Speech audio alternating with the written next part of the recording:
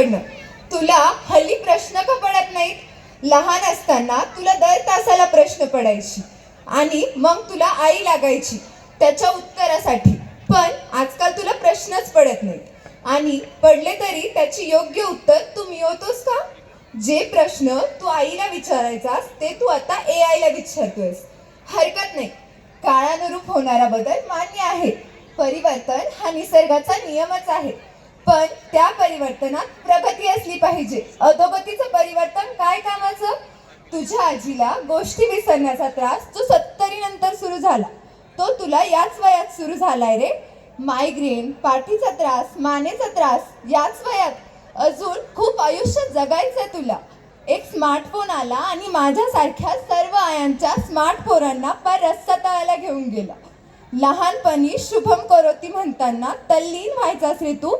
आताही होतोस, पण कानात हेडफोन घालून एका कोपऱ्यात बसून. आपल्या आईची हाक तुझ्यापर्यंत पोहोचतच नाही. गेले कित्येक दिवस, महिने तू आईजवळ बसला नाहीयेस. त्यामुळे तू हल्ली डिप्रेस्ड आहेस, स्ट्रेस्ड आहेस.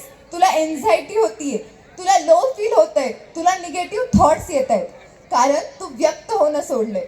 जे व्यक्त होतात ते तुला आवडत नाहीत.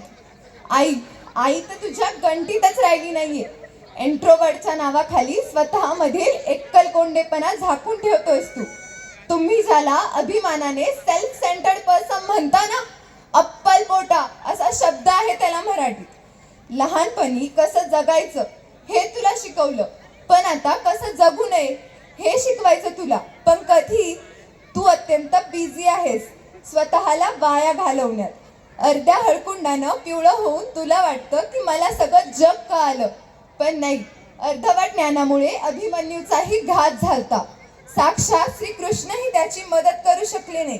पण मला वाटतं तुझ्यासाठी जे करता येईल ते करावं, कारण आई ही आयुष्याची खास मार्गदर्शक असते. तू प्रश्न गुगलवर सर्च करू शकतो, पण अनुभव नाही डाउनलोड करता येत.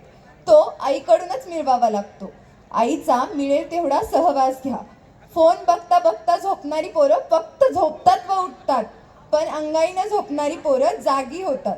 शेवटी एवढंच सांगेन बाळा, ही टेक्नॉलॉजी तुला सगळ्या जगापासून तोडेल, सगळ्या नात्यांपासून दूर नेईल.